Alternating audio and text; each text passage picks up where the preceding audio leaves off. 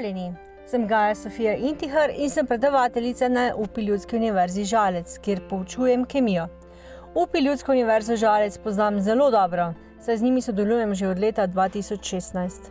Kaj mi pomeni, da sem bila izbrana za ambasadorko zelene prihodnosti? Najbolj mi je v čast to, da so me kot takšno prepoznali, čutim se ponosno. Pomembno je, da me je izbrala inštitucija, ki se zaveda pomembnosti zelene prihodnosti, se pravi, da so usmerjeni v zmanjševanje svojega vpliva na okolje, varčevanje z energijo, vodo, papirjem in tako naprej. Kolektiv UPI Ljudske univerze Žalec je zelo ozaveščen z načeli zelene prihodnosti. Veliko učiteljev se drži navodil Ljudske univerze ali pa so tudi sami zelo ozaveščeni. Več ali manj vse sodelavke uporabljajo steklene steklenice za pitje, ki si jo natočijo iz pipe. V Sloveniji imamo res kvalitetno pitno vodo, zato jo lahko mirno uporabljamo za vsakodnevno pitje.